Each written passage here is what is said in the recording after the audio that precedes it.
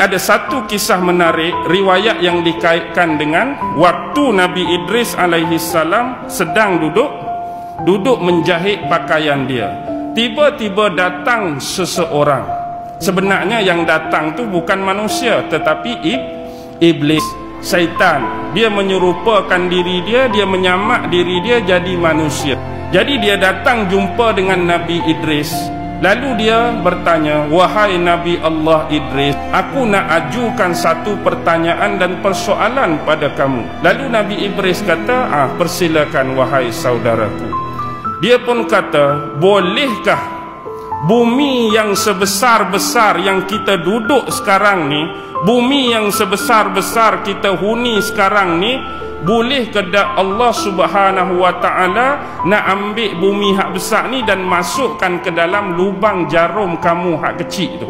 Dia mari tanya soalan lagu tu. Lalu waktu tu Nabi Adam perasan dah siapa dia, manusia dan laki-laki hak buat pertanyaan tu. Dia dah tahu yang tu bukan manusia tapi iblis. Lalu dia pura-pura tak dengar. Dia kata, "Sebenarnya aku ni kurang dengar. Boleh tak kamu dekat sikit, cakap tepi telinga aku soalan kamu balik?" Jadi bila kawan tu pergi dekat dengan telinga Nabi Idris ambil jarum tu, dia pun cucuk mata iblis tu. Kena mata tu, bukan kata iblis lah, kita pun meraun, kita pun menjerit. Lalu berlari pantaslah iblis meninggalkan Nabi Idris alaihi salam.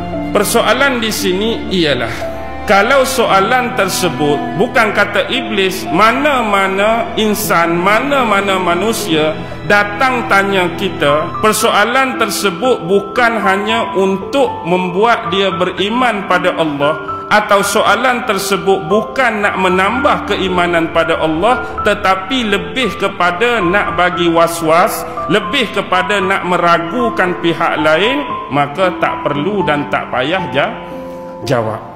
Nabi Idris alaihi salam ini juga adalah seorang nabi dan rasul yang suka beribadat dan menolong orang-orang miskin dan orang-orang susah. Beribadat dia macam mana? Dikatakan hampir setiap hari Nabi Idris alaihi salam ni berpuasa, dan sebelah malamnya dipenuhi dengan solat, ibadat dan zikir kepada Allah Subhanahu wa ta'ala. Jadi anak-anak cucu Qabil inilah yang hidup pada zaman Nabi Idris. Jadi kebanyakan mereka ini menetap di satu kawasan yang kita panggil sebagai Babylon kuno. Sinilah berlaku khilaf, pertentangan antara ulama-ulama tarikh dan ulama-ulama sejarah. Ada yang mengatakan Nabi Idris ni dilahirkan dan dibesarkan di Mesir.